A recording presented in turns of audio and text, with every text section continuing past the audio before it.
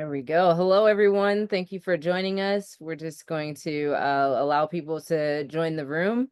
Thank you again for joining us for the State of Funding and Legislation for Arts, Culture, and Creativity in California. My name is Nefesha Ruth Israel. I'm the Director of Programs here at CA for the Arts, and we've got an amazing team on the back end. Thank you, Jen and LT, for helping with the chat, along with the slide deck. If you have questions throughout the time, just be sure to put it in the Q&A box down at the bottom of your screen. We welcome you to put in the chat your name, you can do a land acknowledgement if you would like, along with what organization you may be affiliated with. And we are going to get into our webinar. So again, thank you. Our speakers here, you can see them all. Our moderator today will be Julie Baker, who is our CEO for CA for the Arts, along with our sister organization, CA Arts Advocates. Alex Torres will be one of our speakers as well, who is a policy advisor for Brownstein, Hyatt, Farber, Schrek, and the Lobbyist for NIVA, California. And then we have Priscilla Quiroz, who is the legislative advocate for, and I apologize if I pronounced any of these wrong, but Yoder, Antwih, Schmelzer, and Lange, lobbyists, and also for CA Arts Advocates. And then Karri Einertson, who is the executive director of government affairs and public policy for SAG-AFTRA. We will be running today's session until 1:30. And all of this will be recorded, and the slides will be shared out with you all for resources and reference. You can go ahead to the next slide, Jen. All right, again, please feel free to introduce yourself in the chat, acknowledge the indigenous land that you reside in. I currently am in the Central Valley in Fresno, on Yokut's land. If you'd like to share links for people to connect with you and learn more about your work, feel free to share that in the chat. And again, this event is being recorded. All resources, slides, and the recording will be shared with registrants after the webinar. A few guidelines and some community agreements, you could call them, as questions are welcome. Again, please put them in the chat, the Q&A function. It should be seen in the bar at the bottom of your screen if you're on your desktop or laptop, and it says Q&A with a little question mark. That way our moderators will either be able, or our panelists will be able to answer your question in that chat box, or at the end we will have a Q&A, and we'll also have another portion of Q&A during Priscilla's section. Please avoid buzzwords and explain references and acronyms. I know it can be very, very easy to do the acronyms because we all use them every day, but explaining it will help everyone understand who you are and what you're talking about. And also, we just ask that you be respectful of your fellow advocates here today by honoring perspectives in the chat. All right, these are a few just little short Zoom tips. Thank you for Jen for making these. If you have accessibility needs and you need the closed captioning, you can press the show captions button with the arrow down at the bottom, the little up arrow, and you can adjust your caption settings there. If you need to update your Zoom, which is good to do regularly because Zoom is constantly doing updates, then you can go to zoom.us/download. All right, and then your view. This is also helpful if you would like to see the speaker a little bit more or the slides a little bit more. You want to click the view button up at the top right corner of your screen, all the way in the top right corner, and you'll select side by side option, and you'll be able to choose speaker gallery, multi-speaker. Hover your cursor on the vertical gray line and click or drag the separator marker to the left or right to adjust the side of each view. And that's there on the right with the yellow circle where you see arts and health. And to the right, there's a little gray. Thank you. Jen is sliding her cursor over it where you can adjust your view. All right, and if you would like to save the chat, this has been something that many people have asked in the past. You can save the chat transcript, Click the three dots in the chat box, select Save Chat before you leave the webinar, and the TXT file will be downloaded to your device documents folder. Okay, go ahead to that next slide there. All right, and this is just a little bit about our partnering organizations. We have a 501c4, which you see at the top, or CA Arts Advocates. It's your comprehensive lobbying organization, speaking directly to legislators, and that's where we do our lobbying. And then we have CA for the Arts, which is our 501c3, focused on programming, services, and advocacy networks statewide. Many of you, I'm sure, are familiar with CA for the Arts. We also do our Arts, Culture, and Creativity Month, which we'll talk more about, and other programs throughout the year through CA for the Arts. And you can go ahead to the next slide. We're going to introduce our moderator for today. It's Julie Baker, again, CEO for CA for the Arts, along with CA Arts Advocates. Thank you, Julie, for joining us. And I am going to pass the mic over to you now. Terrific. Thanks so much, Nefesha. Nefesha is our fabulous Director of Programs at California for the Arts. Thanks for setting this all up. Thanks to everyone who's here with us today. It's great to see everyone introducing themselves in the chat, see some wonderful colleagues and friends and new folks as well. So I'm Julie Baker. My pronouns are she, her. I'm currently on Tongva land. I'm in downtown Los Angeles. Normally I'm in Northern California, but I'm here for a number of meetings as well as to attend the California Arts Council meeting on Friday in Orange County. I'm going to actually go straight to our first presenter. And so if we can go advance to the next slide. Oh, sorry, I'll actually go back to the agenda. Forgot about that.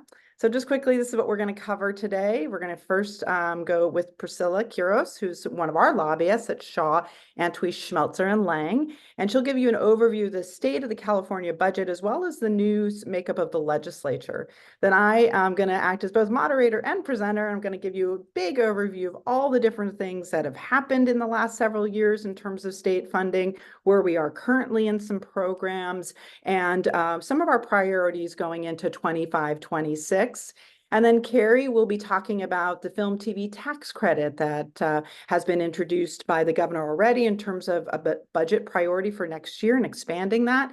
And then Alex Torres, who is a colleague and a lobbyist who works with NIVA, National Independent Venues Association of California, is going to talk about where we are in terms of legislation regarding ticketing here in the state of California. We'll have some chance for Q&A and some conclusions, of course.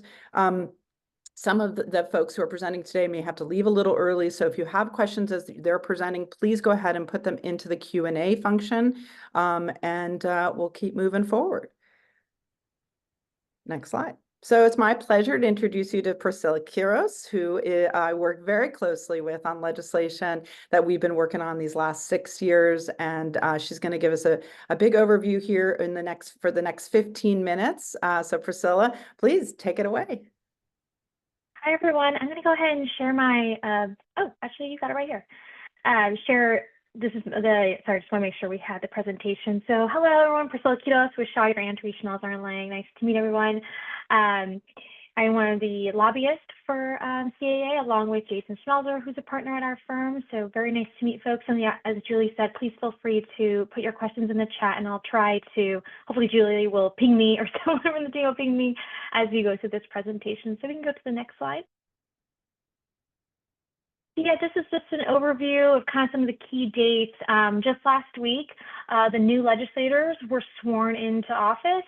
So made it for, you know, it's kind of like a high school reunion or a meet and greet, right? There's, which I'll talk about a little bit later, but that was last week, and it's very, you know, kind of formal process. You know, folks are sworn in. The pro tem and speaker kind of give a little bit of a presentation of kind of what their priorities are to look for the next year. But then they took a break, and they will not reconvene until next month, January 6th, which we'll definitely be seeing, hopefully by then, where folks are going to be sitting in committee as far and their priorities, as well as bill introductions, which I'll get through later in this presentation. And then a big thing that CAA cares about is really the budget. And the governor's budget will come out hopefully by January. I mean, definitely will by January 10th of this year. So we'll definitely, you know, look out for that. And that really gives a landscape of what his proposals for his, you know, priorities will be, and then the legislature will reevaluate what they think what their priorities should be, and a lot of back and forth until May. But before that May revision that the governor presents, legislators have until February 21st to introduce bills, which is going to be interesting because this year we did see legislators decide to have a cap on how many bills legislators can introduce, which is great for Alex and I, because that means less bills. And for folks that are new to the process, usually there's 2,000 bills that are introduced every year. So this year they've asked legislators to only introduce 35 bills. So that's still quite a bit for each legislator, but for context, previously they were able to introduce 40. So that'll definitely, make us to be aware of like, okay, they're going to be very critical of what type of bills they're going to introduce and how their bill package is going to look like. So definitely they'll be looking for legislation that is more cooked, as the best way to say it. So that's something to keep in mind. That's a new rule. We've always dreamt about that. So now it's nice to see that go into tuition. So that's one thing that we're anticipating for. And then the governor releases May revision in mid-May. And that really is, which I'll go into later in this presentation, of what the discussions have been along with advocates, governor, and legislators of what the budget should look like. And then they end their session end of this year, end of September 12th, 2025. I'm sorry, that's not on this slideshow, but that is when they wrap up their legislative year, first year of a 2-year session. So we can go to the next slide. Yeah, this, as you know, last month we had our 2024 California election, and at least for us, it was a huge election, at least for the California. There was, 25% of the seats were, up for a new candidate role. The Secretary of State has until December 13th to certify, so they have until the end of the week. But we've already seen a lot of the election, seats be called. As you can see on the slideshow, Democrats still have a supermajority, which is not a surprise. But I will note that Republicans were able to pick up a few seats. They were able to pick up 3 Democratic seats that were held. So, and one of the seats was actually from an incumbent Democrat, Senator Josh Newman from Orange County. So definitely that's, something to not, overlook. We'll definitely be seeing that kind of play out. And so that hasn't happened since the first time in a presidential election since 1980. So very interesting. As you'll see also in the chart in the assembly, you'll see 1 vacancy. And I just want to call that one out because that was for Assemblymember Vince Fong, who was actually won his congressional race earlier this year, but he happened to be on the ballot twice. So, and voters in his county and his district still voted for him for the Assembly and congressional seat. So that means that Tulare and Kern County will have to have a special election this year.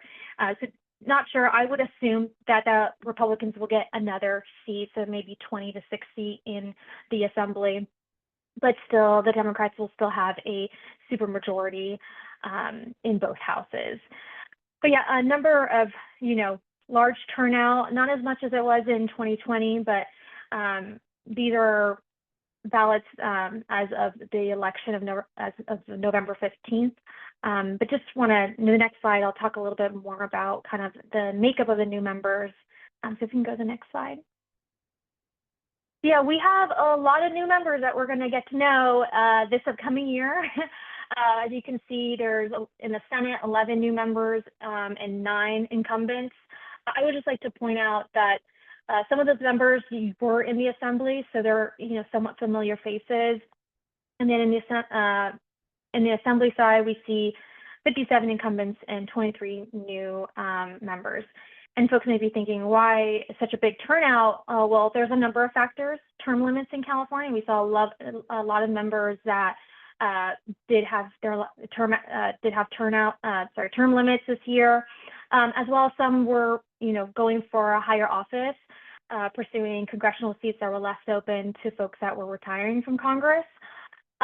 It's also worth noting that in 2024, this is the first election for odd number state Senate districts under the newly redistrict maps based on the last census.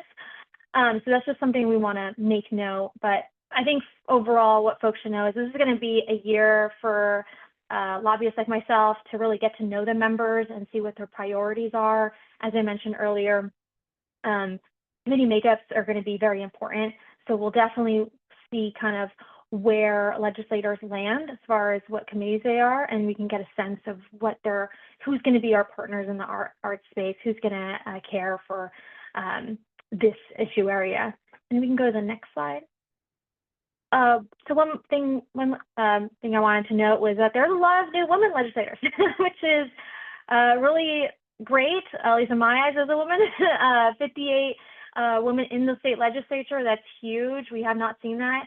And we've definitely seen an increase in both the Democratic and Republican side. So definitely that's a new record that we're going to be definitely paying attention to and kind of see how what implications those mean. But just wanted to point that out there, that was a very, very substantial for women, especially being represented in the state level. We can go to the next slide. I just want to quickly just show, some of the results for the propositions that were on the ballot this year. None of them were passed. I would just make note, I know Julie will talk a little bit more about the climate bond, but the two bonds that the state legislature wanted to have on the November ballot did pass very substantially. I will also note that, there was a number of statewide ballot propositions that suggest some voter shifts on issues, including public safety and economy, so like for Prop 36 and Prop 32. And then one that was surprising was Prop 6 that failed. I think some experts were under the impression or thinking that maybe the language in there was confusing for folks. So just wanted to point that out there. These are kind of right now the results, and it definitely will filter over of, how folks are going to be thinking about next year on what's going to be important for citizens, right? That's taking a little bit more of a moderate approach than usual in California. We can go to the next slide. So yeah, I just wanted to also point out, as folks know, just the elephant in the room, Trump is now the new president-elect, and that definitely had a lot of implications of what California is going to do. So shortly after, President-elect was, won the election, Governor Newsom did call for a special session to reconvene, which he's calling to save California values.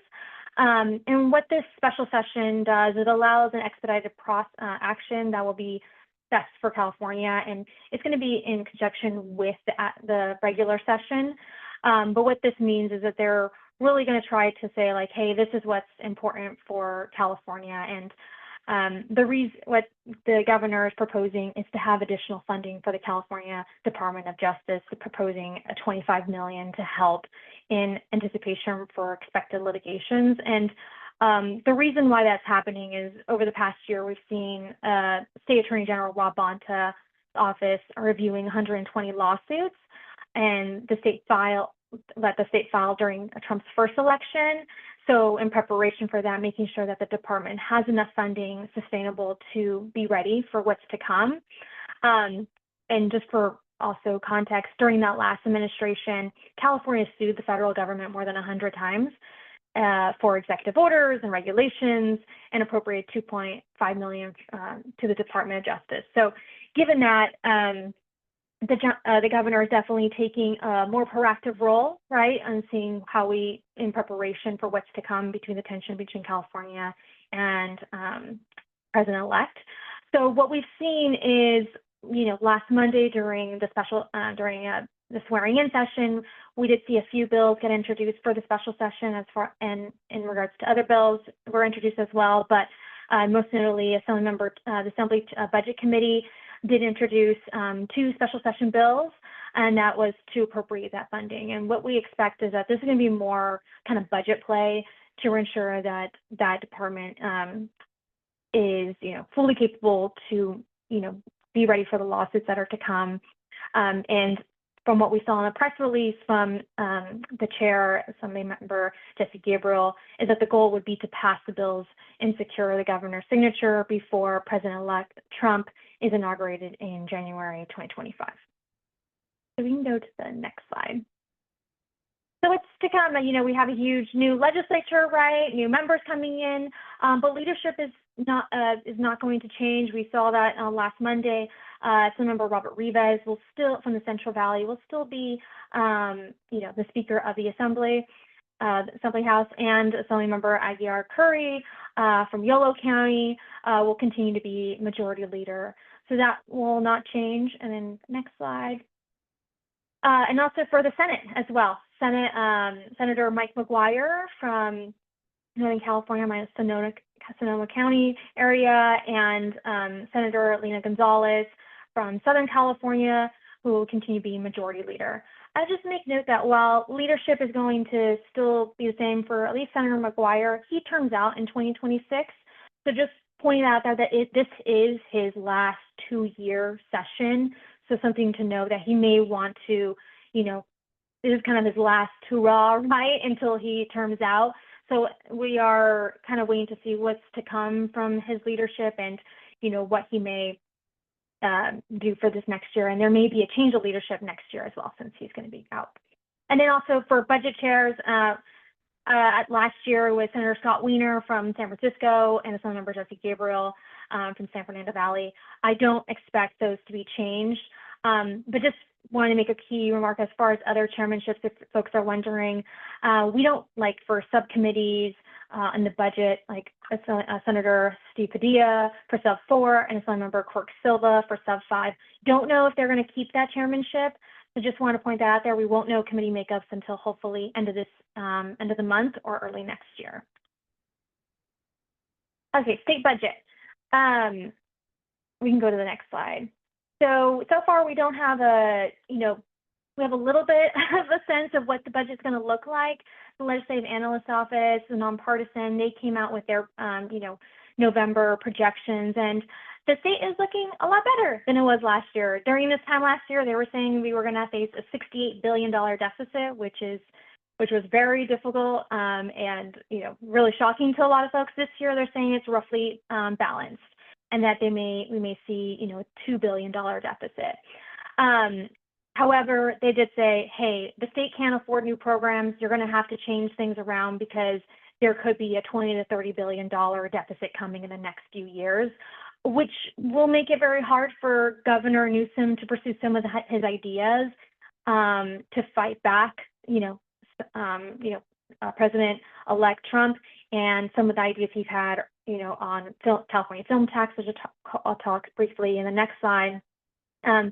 But so this is going to be very important for us to continue monitoring of how it's going to impact the state.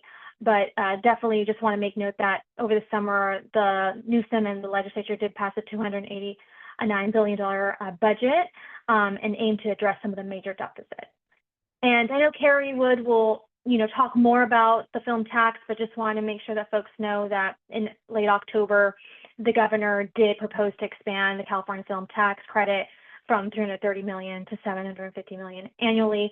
This was before the election, right? So definitely we'll have to see what comes from and whether this will be substantially, changed to less money than $750 million or, what's to come as far as those implications. But do folks have any questions? That's my brief kind of intro. What to expect. That's awesome, Priscilla. Thank you so much. So appreciate you taking the time to put this together for our audience here today. It gives a great overview. We're actually going to move into the next portion. And then if people have specific questions to anything that Priscilla just presented, please do put that in the chat. I had one quick question. I wasn't sure on the slide where it showed, and we don't need to go back, but it showed incumbent. It didn't add up to 120. Did you mean 29 for incumbent on the Senate side, not 9? Just so I think maybe that was just a typo there. Because I think there's 120 legislators, so in total, and so for reducing 5 per bills per legislator means that we have 600 fewer bills that will be introduced this year, just to give everyone some good math. Yeah, sorry, I think that must have been a typo when we Yeah, were putting that just together. wanted to So make sure. apologies. Yeah, it was like an Easter egg, right? Who's paying attention? Awesome. Thank you so much again, Priscilla. So I'm going to go into my piece. I'm going to try and do this as quickly as possible. There's a lot to cover, so we can go to the next slide. So just quick overview of like what has happened these last several years in funding for the arts. I'm not going to read all of this, but during the pandemic, the administration and legislature really invested in the recovery of arts and culture and the creative industries. We had some very specific funding for live venues, grant programs, museums, nonprofit performing arts, and others. So we had hundreds of millions of dollars, unprecedented in relief funds.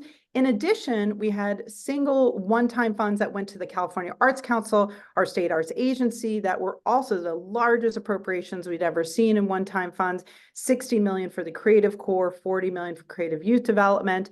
And then the following year, we started to see investments in cultural districts, arts in the parks. We'll go to the next slide. And then in 2022, we had historic legislation, Prop 28, almost $1 billion to arts education annually. So this is giving you all the big picture of all the stuff that's been happening in the state over the last several years. And of course, when COVID was happening, we had a lot of federal funding coming into the state. And now you saw, as Priscilla gave you the sense of the budget this last year, in the last couple of years, we started to see the budget get more conservative, right? So then cultural district funding, as the predictions of the state budget looking like it wasn't going to be as strong, they actually reduced it from 30 million to 10 million. And we started to see just sort of the CAC, again, the California Arts Council, our state arts agency's budget, just sort of staying at the same amount for a long time. Actually, since 2018, it was at $26 million. We did see an introduction of a new program, which we'll talk a little bit about, towards a creative economy working group and strategic plan. And then as somebody already asked a question around 1116 implementation, a bill that was passed called the Equitable Payroll Fund. We're going to get into a little more detail on that as well. But just again, so those of you who are advocates in this, thank you for joining us in May of this year, when the governor's May revise included a tremendous amount of cuts to arts funding. Sadly, we fought, all of us together, and we were able to get full restoration of SB 1116 funds. Thank you to Senator Anthony Portantino for being our tremendous champion there, and to others like Assemblymember Mike Gibson and many others in the legislature, 21, who signed on to really make sure that these funding cuts didn't happen. The governor did propose a $10 million cut to the CAC ongoing. We were able to get that reduced to $5 million over the next 2 years. But we did also see funding cuts to things like arts in the parks, $11 million out of that 25. And unfortunately, also museum grants funds through Natural Resources Agency, the 50 million that we were able to get in 2021 had not all been expended yet. And even though the applications were in, and all these folks had applied, $24.5 million was then struck from the budget at the end in final negotiations. So these are things that, unless we're on it and watching all of this and advocating and showing up, these things can happen, and we will be paying attention to all of this in the next coming years. Next slide. I just want to also point out where we stand in terms of our investment versus the impact of what arts, culture, and creativity brings to the state of California. Those of you who've seen me present before, I'm sure you've seen these types of slides. They do change often because other states are changing their funding as well. The National Assembly of State Arts Agency, there's a link here that actually has Raise Your Ranking. It shows you where you are in comparison to other states. So unfortunately, in the last year, we did get a reduction in the California Arts Council's budget. So now it's brought it back to $21 million.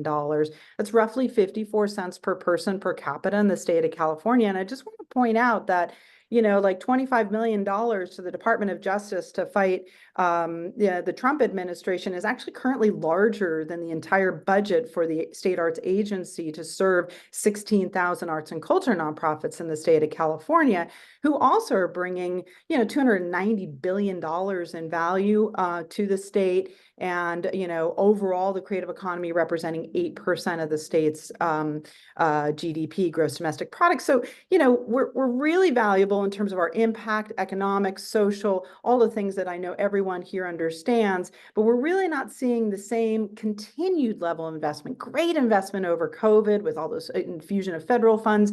And many of us who have worked on that for years years, but really now it's how can we get to a sustained funding for arts and culture in the state of California? So next slide. I want to give you some updates on where things are. So many of you who are operating small nonprofit performing arts organizations with adjusted gross revenues of under $2 million have been watching closely or advocating with us, along with Actors Equity, Theater Producers League of Southern California, Arts for LA, and many, many others to ensure that SB 1116 Equitable Payroll Fund not only got signed by the governor through the legislature, but also received the funding. And it has, after again a fight this May, has the full funding, about $12 million.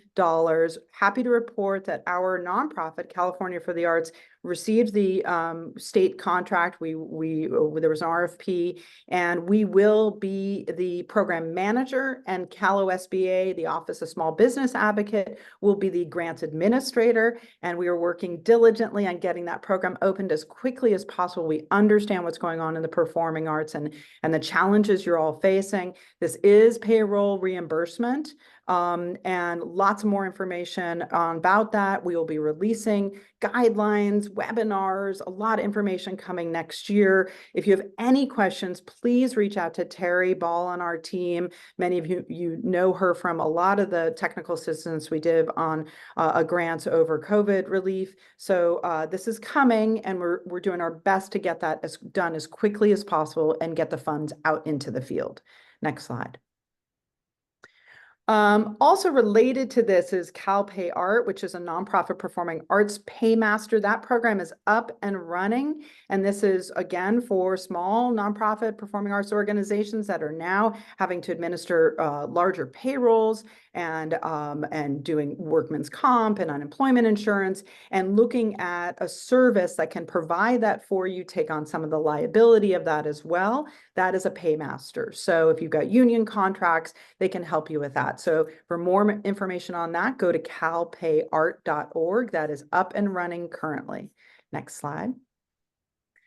There was, as I mentioned, Arts in the Parks. There is still, I believe we were waiting for an update from that department, but I just wanted to alert you that that is happening. There's some great programs that have already been announced from Arts in the Parks, a wonderful collaboration with the California Arts Council, and we encourage you to go look at artsinCaliforniaParks.org to learn more about this program and to track it and see where we are with it as we go forward in the budget next year.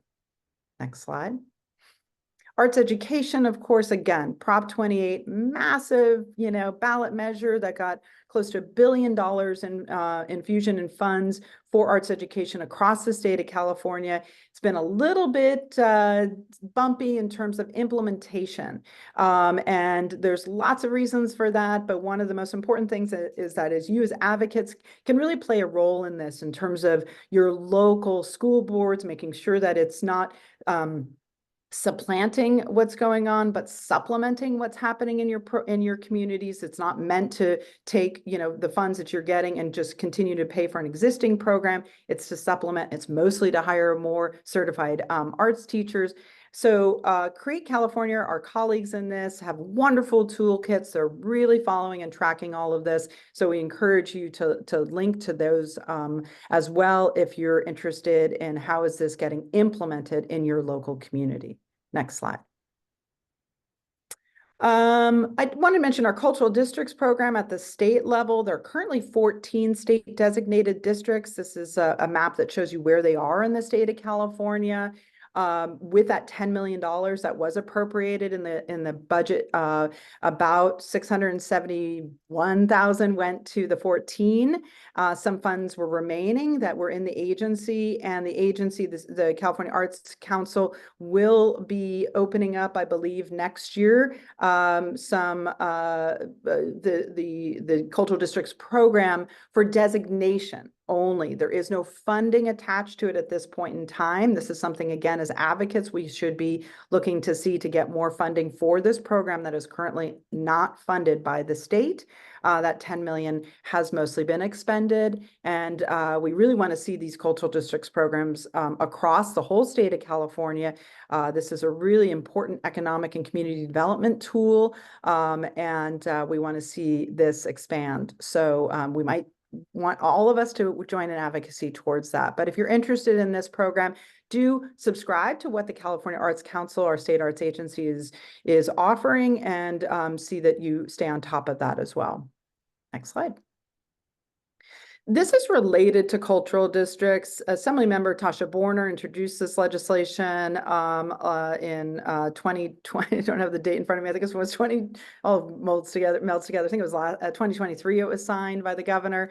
This actually gives local governments the authority to require developers to offer up to 10% of low to moderate income housing units to be available to artists in city, county, and state designated cultural districts. So this is really addressing the issue that artists, cultural bearers, creatives often build the communities, and but then they're priced out of them, right? So we're starting to socialize this as a problem, and also trying to come up with policy solutions to address that. We have an amazing artist housing and space working group that California University of Arts convenes, and we are building out a toolkit. It's almost done for AB 812 implementation that will be available in January of next year. Next slide. Artist employment programs. Creative Corps was an amazing, and I say was just because it's wrapping up sadly, and this is something we really want to see continue. We'd love to organize people to advocate for this program. I think you're going to see it was 14 distributed through administrating organizations all around the state. Amazing employment of artists. 60% of the funds had to go directly to artists. This was really focusing communities that demonstrate the highest levels of need as indicated by the Healthy Places Index, California Arts Council, and the 14 administrating organizations and all the artists that benefited from it. It's really an exciting program, something we really want to watch and hope to see continue to grow across the state of California. Important program, and if you were involved in that, please do contact us if you're interested in advocating to see that funding not just happen once, but sustain. Next slide. Individual artist fellowships, again, the CAC, when had more funding, was able to offer that. At this point right now, that I don't believe is being offered, and I see some folks from the CAC here, and so please, weigh in the chat. But from our purview, what we see is that there isn't the funding right now for individual artist fellowships, which of course we'd want to be seeing directly happening at the state level if there is funding for that. Next slide. And again, this was something that we advocated to get into the budget and in 2023, which was the California Creative Economy Working Group to develop a strategic plan for the California Creative Economy. Institute for the Future won that RFP. They've been convening folks. I'm lucky enough to be on that working group, a number of amazing folks around the state, including other state arts state agency heads, and a real commitment by the state to ensure that the creative economy has a plan going forward for the thriving and sustainability of our creative workforce. So that report's going to come out June 30th, 2025 to the legislature. That's coming up sooner than we think. And it's going to really include some important policy ideas and proposals for the state to consider as we go forward. Next slide. I wanted to also mention Prop 4, which was a ballot measure that did pass, is mostly thought of as the climate bond. But there are specific things in it that are for cultural institutions, but it does say here very specifically in the language, upon appropriation by the legislature. So it's not automatic. So that's one of the things that, again, as advocates, if this is something we want to prioritize, you're going to need to advocate for this to the legislature to ensure that this happens. So, and I'm not going to read all of this because I want to be able to stay on time, but you can see the bond included $20 million for cultural zoos, aquariums, nonprofit organizations, et cetera, for structures and for present collection to promote climate, biodiversity, and cultural literacy. Next slide. And also again, this all goes through the Natural Resources Agency. for nonprofits, again, to be using for buildings, equipment, structures, to present collections to promote climate. So you can get a little bit deeper into it, into the weeds on this specific one. I need to study it more myself, to be honest with you, but I wanted to flag it because this was a ballot measure that was passed, and there is potentially funding for cultural nonprofit organizations, museums, et cetera, in here. So wanted to make sure you're all aware of that. Next slide, because artwork is climate work. I wanted to also just share an exciting thing that we just saw happen, which is that California Jobs First, which was originally called SERF, the Community Economic Resilience Fund, is a blueprint for regions' promotion of economic and community development plans. So regions coming together, planning together, figuring out what that looks like. Out of that, one of the key sectors that for the first time, at least in my time that I've been working in this job, that we've seen the creative economy actually called out as a key strategic sector. If we can go to the next slide. Sort of small to see, but if you see it on the left-hand side, at least on my screen, it says strengthen creative economy.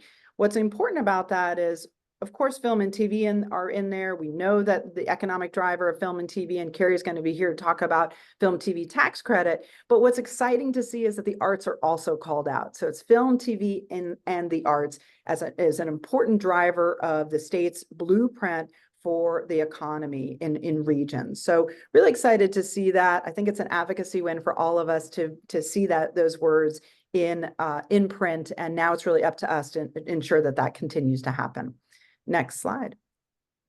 Wanted to quickly give you some of our priorities right now. So one of the things when you're in our position, sort of macro, trying to really hold space for all aspects of the creative industries and workforce, there are things that we are going to, as an organization, prioritize, but there's also going to be bills introduced next year that we're going to also want to follow, or things that are going to happen that we may need to get engaged on. So this is where we are right now in December. So we really are going to actively work next year to restore that $5 million to the CAC's budget. For those of you who apply to the CAC, you can see the difficult decisions they're having to make with so little funding when their funds and their grant programs are historically and consistently oversubscribed. I think this last round, they had over $56 million in applications with, less than 20 million or so to give out. So it's really important that we continue to try and get the funding restored, number one, especially with the budget picture looking better.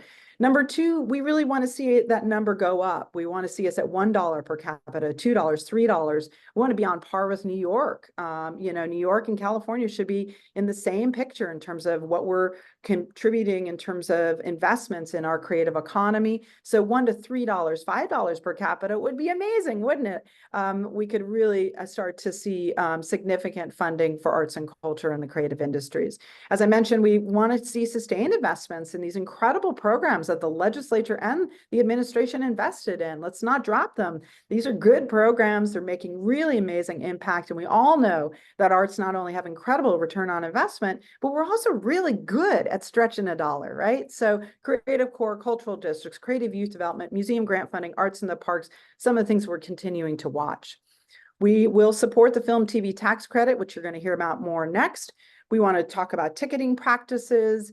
We've got some issues around muralists and licensing requirements. I'm not going to go into detail on now, but if that's something that's in your world, if you're in the public art administrator world, please reach out to us as we continue to work on this. We've heard from constituents through our surveys, which we're about to release a big survey report. Over 1,600 of you responded to it. That'll be coming out next week, and what it shows in terms of what's going on in the state of the arts in California. But we know that if you're not employed, you're often a 1099 worker. How do we get social safety net benefits for folks across all of the arts ecosystem? And that's really from unemployment insurance to healthcare to childcare and all of the other things. expanding the awareness of the intersection of arts and health as we continue to address mental health, isolation, loneliness, aging, disease. What is the role that that arts can play in that? We have an amazing series that Jennifer and Nefesha produced that I really encourage you to watch. It's on our YouTube channel. And then, as you saw, those regional economic plans have started to really lean into the value of arts and culture. There's also a select committee on downtown recovery that Assemblymember Matt Haney chairs. He's been going around the state, visiting places like Fresno, and it was just in Riverside. And he's also seeing how important a healthy arts and culture corridor is to a downtown recovery. These are all giving us the ammunition we need as advocates to make sure that arts and culture are properly and sustained investments in the state of California. Next slide. Okay, phew, I think I did it. I think I did it in my allotted time. I'm going to switch now to be the moderator. And please put your any questions about any of that into the chat, into the Q&A, not the chat, and I'm happy to address those afterwards. We want to make sure Karri gets to have fun at her company party as well, which I think is happening at lunchtime today. So Karri, I'd love to introduce you to talk about the film TV tax credit. And so take it away, Karri. Sure. Hi, everybody. Nefesha, can you start my video? Or if I need it, I don't know. So this is me. I'm Karri Einertson, Executive Director of Government Affairs and Public Policy here for SAG-AFTRA. In addition to this role, I also am on the board of the California Film Commission. So my presentation here will sort of be both as head of government affairs at SAG-AFTRA and also a member of the board of the California Film Commission. And that, just so everybody knows, is the entity that administers the state film tax credit program, which is what I'll be talking about. So next slide. Well, this is just the mission of the Film Commission, so everybody's familiar, to support film, TV, and commercial industries, retain, attract, and grow production-related jobs and businesses in California.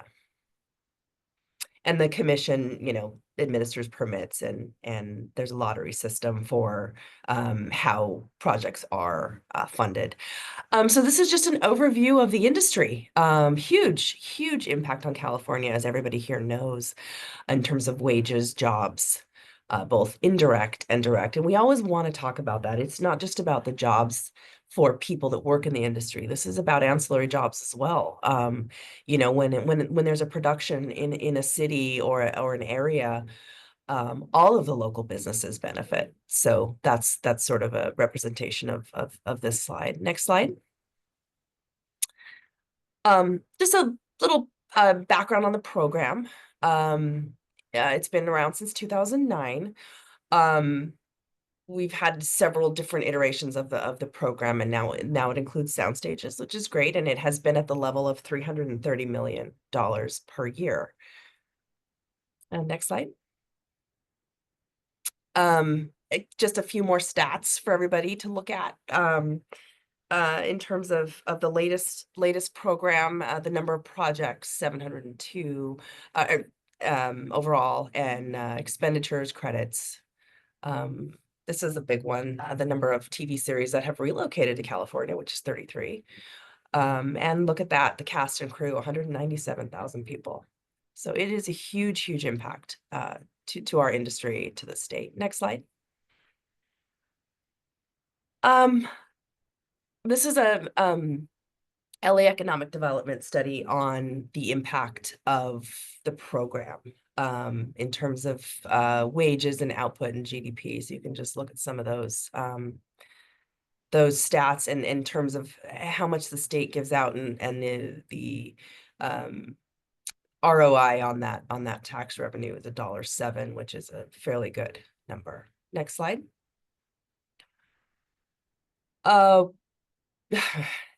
big issue for all of us, runaway production and global competition and everything that's been happening outside of California. So you can just kind of see what's been going on in places like Georgia, New York. New York recently doubled their tax incentive program, which I will get to, which we are also about to do. Very exciting, but you can see that that's helped them quite a lot. Next slide. Okay, so this is the most recent statistics that you all can see since 2020. Our spend, our wages, and the tax credit allocation there. So those are just some stats. And again, I think we can email this out to everybody afterwards. So we can go on to the next slide. Okay, so last year, we got an extension of the program, which was great. The governor signed a $1.6 billion extension. We have a DEI work plan, a work plan that we worked on set safety. So there were some key updates to that program, but no monetary. It was still at the $330 million level. Next slide. And here we are. This has been mentioned before by prior speakers, but huge news, very exciting for all of us. In October, the governor announced his proposal to expand the program from $330 million to $750 million annually. So this, more than doubles the program, which we need so desperately. So we are extremely excited about this prospect, and both as a member of the Film Commission and obviously for SAG-AFTRA members, this is a huge boost that we really need in order to be competitive. I mean, you saw the stats, runaway production, and it's not just to other states, it's to other countries. So in order to remain competitive, this is a really important move for California. Next slide. Oh, these are some of the most recent projects that the tax incentive program has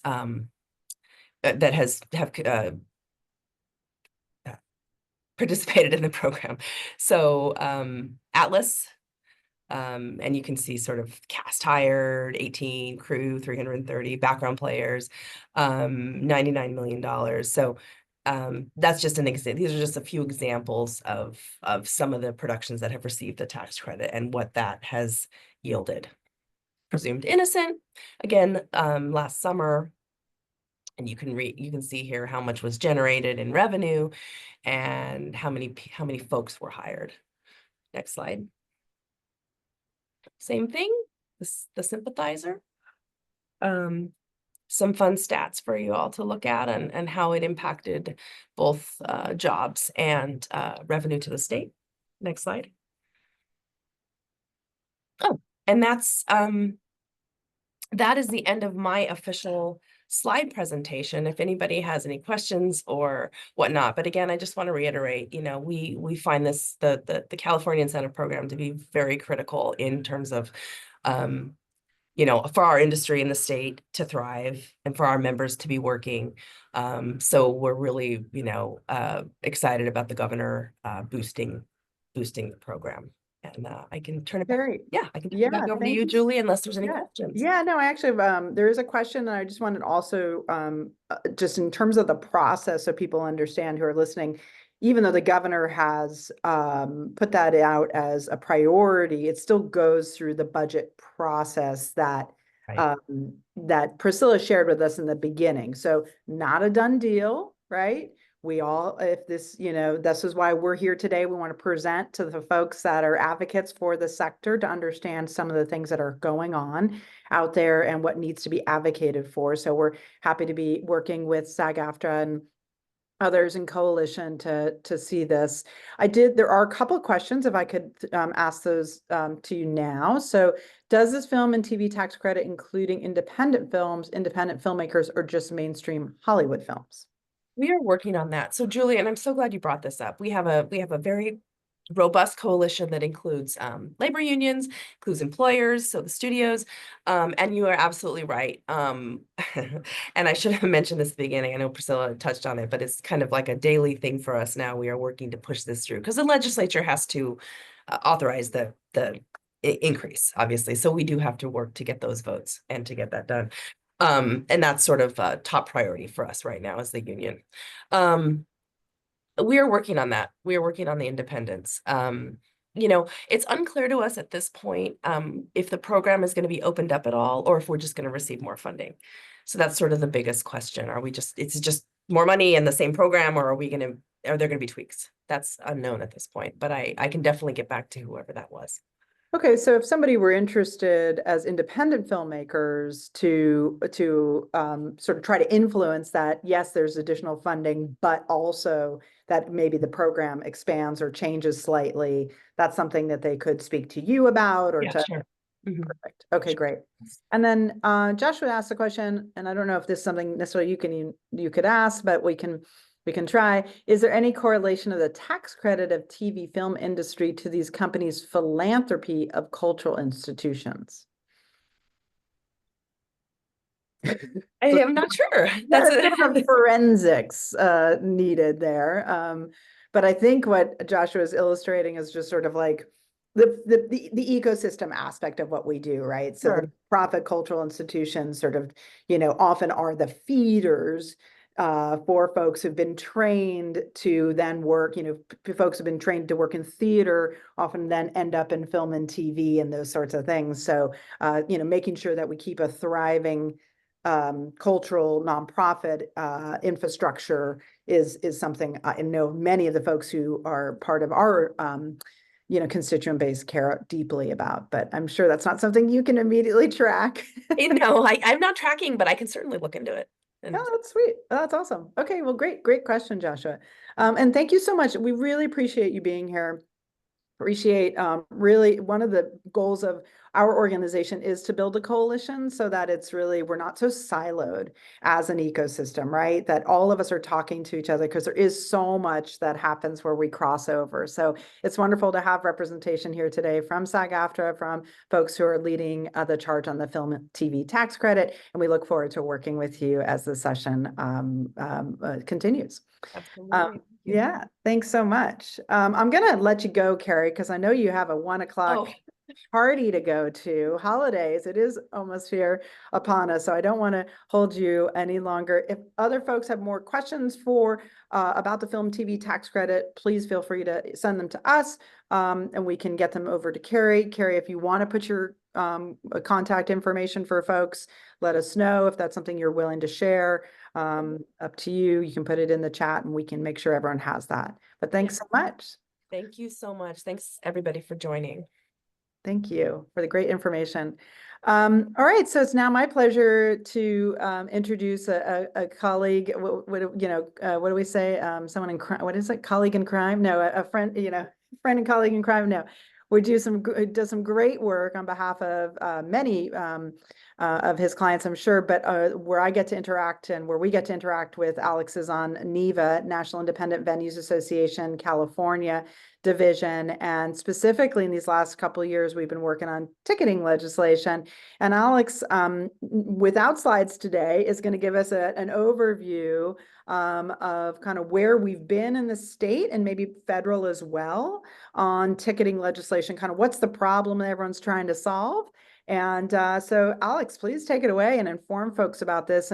And because I know that many people who are running nonprofits and performing arts organizations are also having some of these similar issues. So it's really relevant to a lot of the people who tend to come to our webinars. So please take it away, Alex. Thank you. Awesome. Well, thank you, Julie, for the introduction. And certainly we are colleagues and partners in crime, creating some pretty good trouble on behalf of this ecosystem. And I think you framed it really well. First and foremost, the importance of coalitions in this effort, specifically on this issue. I think what we as independent venues, and of course some of our stages are also nonprofits. And so between our festival promoters, our independent venues, and our nonprofit stages, we depend on the critical piece of the product, and that's the artists. So when it comes to this conversation on ticketing, this is a real problem because not only are artists hurt by this, venues and the stages, these small businesses and nonprofit stages are hurt by this, but the consumers are hurt by this. And so fundamentally, what we've been focusing on, what we've seen in the last year, is a growing trend of the secondary ticket market, the proliferation of the secondary market. And I think it's predicted by 2024, 2028, between that time period, the secondary market will grow by $132 billion. And I would emphasize, whatever shows we put on our stages, whatever artists are gracing our stages, these secondary platforms have nothing involved with the product. And so right now, this last year, we were engaged in some pretty difficult fights in California. There were three bills I think I'll call out as being particularly impactful. First was SB 829 by Senator Scott Wilk, who has since termed out. This bill would prohibit exclusivity clauses between a venue and a ticketing provider. I think well intended by the senator at the time to help break up some of the Ticketmaster market share. What it did was, through one size fits all approach, it would have essentially disrupt relationships that independent venues and stages, even some nonprofit stages who utilize a primary ticket provider, from having an exclusive relationship, which would disrupt and impact some of the incentives and the competition between some of the smaller primary ticketing platforms to try and service independent stages and festivals in California. So that bill was defeated. AB 2808 by Assemblymember Buffy Wicks, who's the appropriations chair from Berkeley, was a very concerning measure, and this was a measure predominantly led by advocates in the secondary market space that would essentially force a venue, regardless of nonprofit, for-profit, whatever, if you are utilizing a ticket provider, even if you aren't, it would create a systems interface that would essentially think of it as a clearinghouse for ticketing. And so all these you would have to disclose your inventory and be able to host it on this interface to where all these other platforms could come in and try and compete for a primary point of sale. What that means essentially is as a for-profit or nonprofit venue, you'd have to disclose your ticketing inventory to this clearinghouse, and now allow a lot of different platforms, secondary and whatnot, to then sell those tickets. The problem with that is, there are many nonprofit stages don't even utilize a primary ticketing provider. There are many nonprofit stages who are seeing their inventory wind up for 400, 500 X markup on StubHub or Vivid Seats. All of these market dynamics, would create a whole host of problems that would see, unfortunately, many consumers lose faith in local independent venues. And it would, of course, be detrimental to the consumers who pay, significant markups for tickets they purchase on the secondary market. So AB 2808 Wicks she held the bill in her own committee. California Arts Advocates, NIVA, and a whole host of other advocates leaned in on that bill because of the misguided approach there. And then the last bill in California, SB 785 by Senator Ana Caballero, was a good measure. This is one that I think we could all get behind because it helped increase enforcement on the use of bots for the secondary platforms to snap up inventory. It helped prevent venues' marquees from being used more often than not. If I Google Harlow's here, which is an independent stage in Sacramento, the first four hits are not Harlow's. The first four hits are usually StubHub or Vivid that have purchased, Harlows.net, ticketing at Harlows, .net, that sort of thing. And what that means is they guide consumers to the secondary inventory that they've purchased from the primary inventory. But again, it's usually marked up.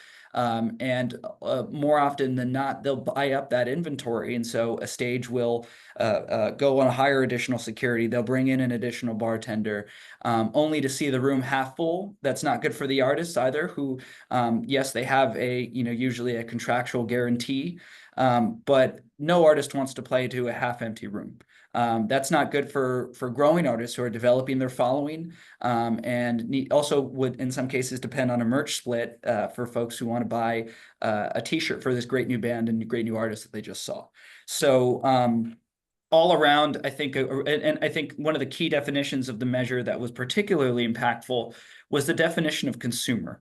The consumer is an actual person who wants to go to a show. And I chuckle because the fact that we need to state this in existing law, I think, goes to show the challenge with the lobbying from the secondary platforms, and that a platform is not a person. A platform is a platform that is seeking to sell a ticket at profit and has nothing involved with the ecosystem of the show they put on or the arts and performing arts ecosystem. And so 785 was unfortunately hostily amended and was a challenge at that point to advance. And so unfortunately, that did not move forward. What's next? So the American Legislative Exchange Council was considering 2 weeks ago model legislation that would unfortunately empower predatory resale practices such as speculative ticketing. Speculative ticketing is selling a ticket for a fee that you do not actually possess. And it's been banned in several states, but it has not been banned in California. And so ALEC, the Legislative Exchange Council, was considering model legislation.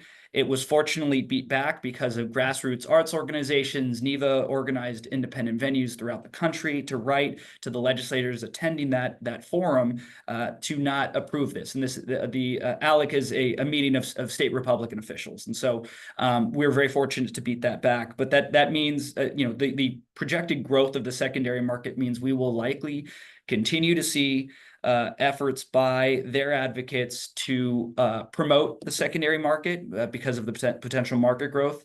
StubHub delayed their IPO because of their losses in different states, brought to them by groups like NIVA, groups like other arts advocates groups that expressed concern around the secondary platforms. There is room for a secondary platform. There is a conversation to be had about being able to transfer a ticket if you cannot attend a show. But the devil's in the details, and it's got to be done right. And it's also got to be done with the input of artists, arts advocates, independent stages, nonprofit stages.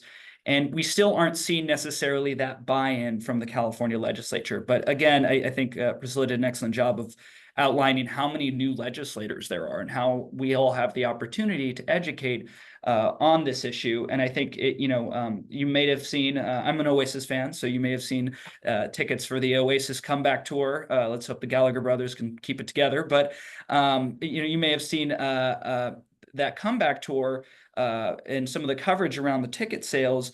StubHub and Vivid were selling these tickets for tens of thousands of dollars that they did not actually possess because they weren't on sale yet.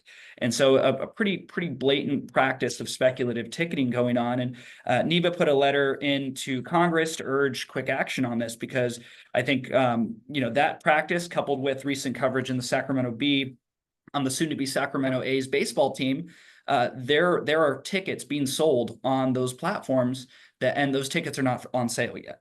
And there are significantly marked up. So all of these headlines to say, NIVA continues to underscore to the legislature that there is a real problem here in the ticketing marketplace.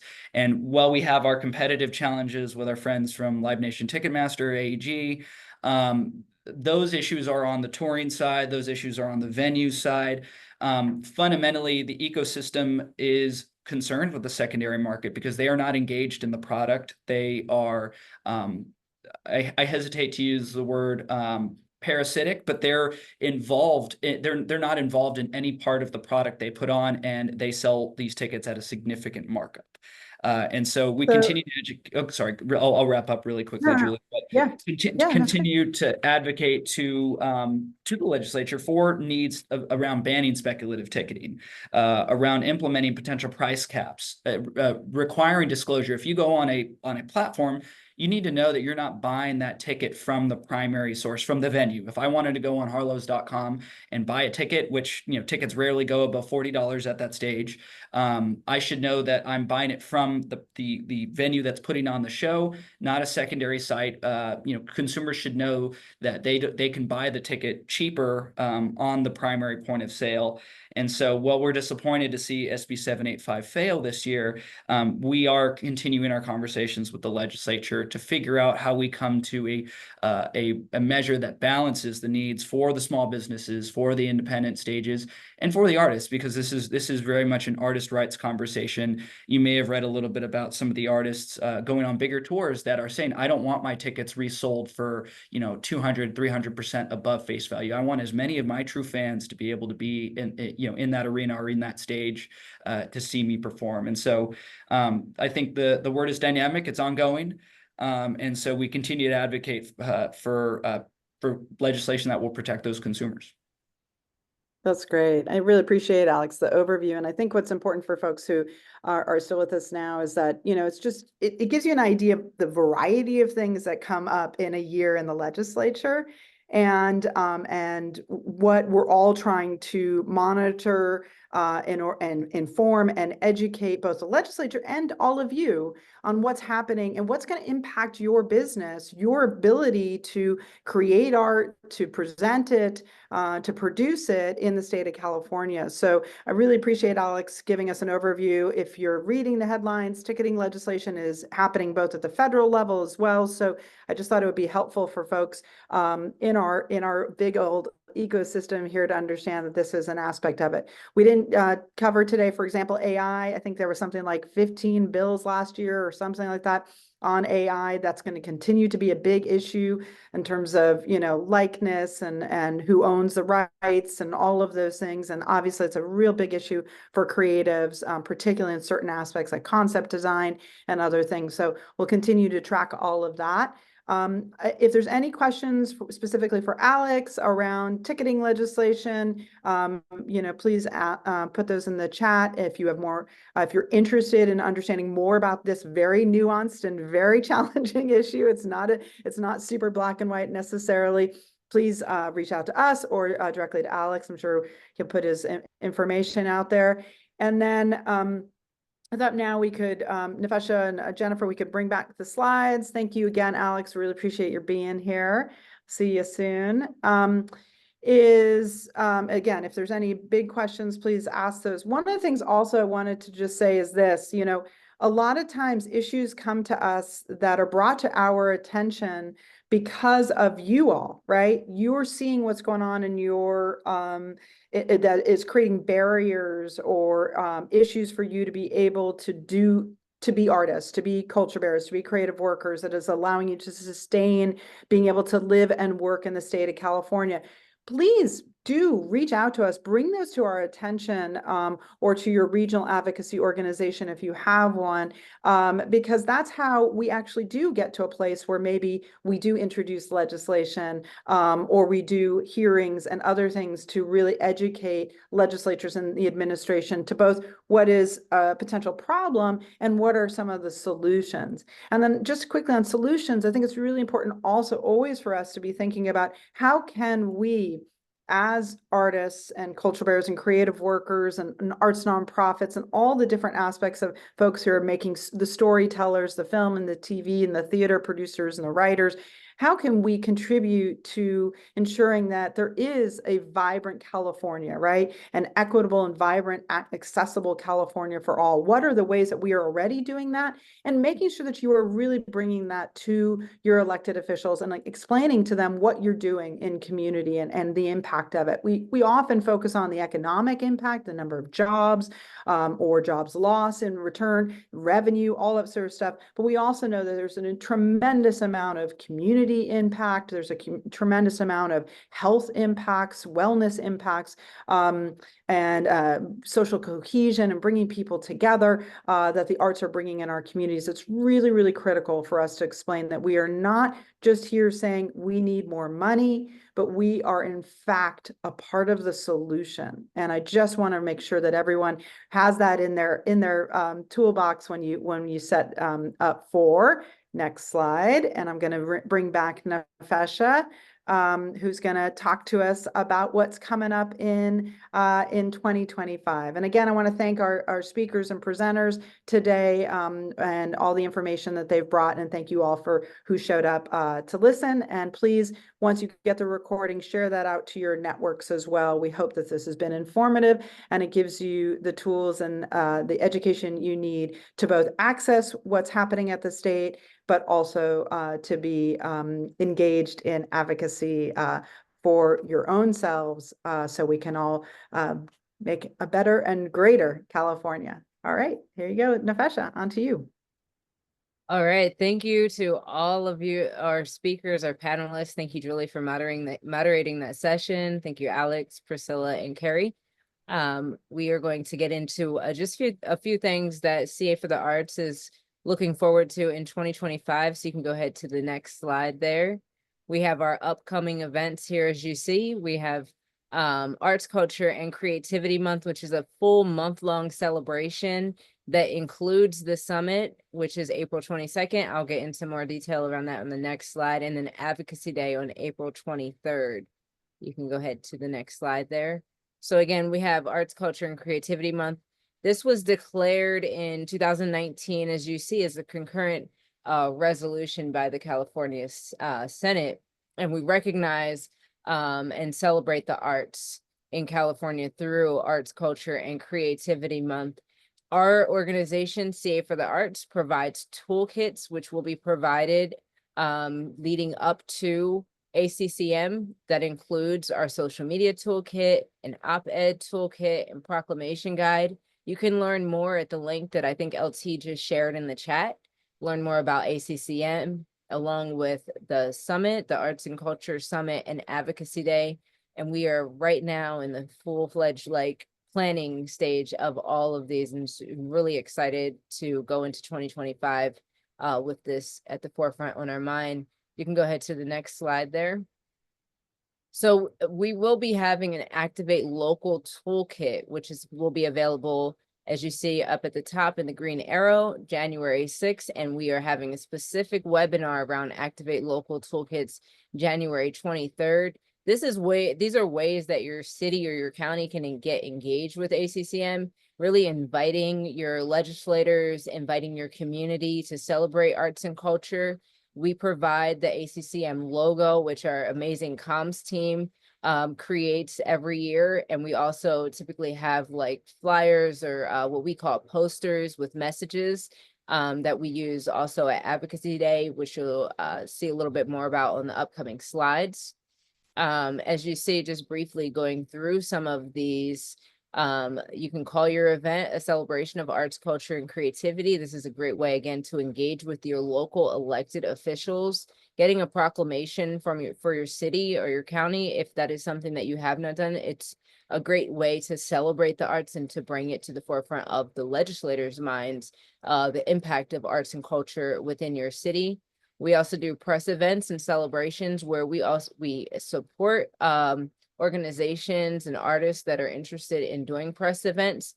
And then we do a shared marketing platform, or ACCM shared marketing platform. And when we send out the follow-up email, we'll also send out some links so you can see some examples. Fremont Creates does a great job every year celebrating ACCM along with Riverside Arts and Culture Month. And we'll share those links when we send the slide deck and the follow-up email. You can go ahead to the next slide there. All right, and April is also budget negotiation month. Want to make sure that we highlight that in a way that we celebrate that and engage with budget negotiation month. Also is Arts Advocacy Day at the Capitol, which will be on April 23rd. And so if you're interested in getting involved with Arts Advocacy Day, the summit is the day before, and then Arts Advocacy Day is the day after. And it kicks off with an energizing rally with talks by legislators, artists, and advocacy leaders. And then we meet in small groups with our state representatives. And CA Arts Advocates provides everything you need to have effective game-changing, relationship-building conversations with your state reps. And if you are interested in upping your advocacy game, we are seeking captains to help organize the meetings. And just let us know if you're interested in the chat. You can also email Tracy Hudak, who is our amazing field engagement director, and we'll be able to speak with you a little bit more if you want more information. And definitely stay tuned for your chance to sign up for Advocacy Day. If you'd like to be a captain on Advocacy Day. It's a great experience. I got to do it last year for the first time. It really was enlightening for me about the process. So I definitely recommend that. We also will have our ACCM Activate Legislators Toolkit, and we will also share that link to find your legislator. We have a platform where you can go in and find your legislator based on your city or county. You can go ahead to the next slide there. All right, and this also, as you see here, Tracy, and Tracy's in the chat. Thank you for joining us, Tracy. One of our taglines that we always like to say is the future of California is creative. And if you would like to join us, membership for our organization is incredibly affordable, and we have a packages where we really want to engage with our community, hear from you. Like Julie said, so much of our advocacy efforts are from conversations and things and meetings like this and regional conversations where we learn more about the industry, learn more about the needs and some of the priorities based on different areas and locations and regions. So you can scan the barcode there for e-news action alerts at the top. You can scan to join CA for the Arts at the bottom. We can also drop that in the chat with more links to be able to access the membership, more information on memberships. And we definitely welcome that and welcome the conversation to continue to collaborate and partner with each of you. And you can go ahead to that next slide there. I think this is our last slide here. And this one is just ways to stay connected. We have been expanding and growing and building our network and building our advocacy network in particular. So it's really good to stay in touch with us. We post a lot online. Our comms team does an excellent job posting online. And then we've dropped in the chat the playlist for the Arts and Health Initiative that Jen did an excellent job helping to organize. But follow us on YouTube because we do put a lot of this information on YouTube. And again, if you would like to sign up for our newsletter, which our comms team does an excellent job putting out information weekly, and you can find that in the newsletter and you can sign up so you don't miss anything. As you see, there's a lot to be paying attention to and that we're constantly paying attention to, and all of our social media platforms are how we get that information out there. Natasha, one of the things I wanted to add is membership can be monthly. So in other words, you can set up and we get a lot. I'm sort of that type of person who looks at all these emails. So you can join at $5 a month. And so it's, about a cup of coffee these days, and it supports all the work that we're doing here that we've been talking about today and what we'll be doing in April. Advocacy Day, for example, is free, but it is a tremendous lift for us. So, in organizing 200 folks to go see 120 legislators and create all the talking points and everything else and the trainings is a big lift. So really, if you are, thinking that what we do is valuable to you and you're not yet a member, we hope that before the end of the year, you'll join us. And like I said, you can do it as little as $5 a month. So hopefully it doesn't really impact you too much, but you see the value in it. And I wanted to thank Nefesha and Jennifer and LT and everyone at the team at CA for the Arts and CA Arts Advocates for all that they do. I do see a couple of questions left in the Q&A, and specifically one around Prop 28 funding, and that it's potentially negatively affecting arts providers in K-12 schools. How does the CAC, so you're asking the California Arts Council, plan to sustain or increase funding for school-based arts providers while the state updates guidelines for funding distribution is inclusive? And I would say to Daniel, who asked that question, one of the things I would really suggest, and I think we can put in the chat, and I think Amy already did, is that tomorrow, for example, is an Arts Council meeting.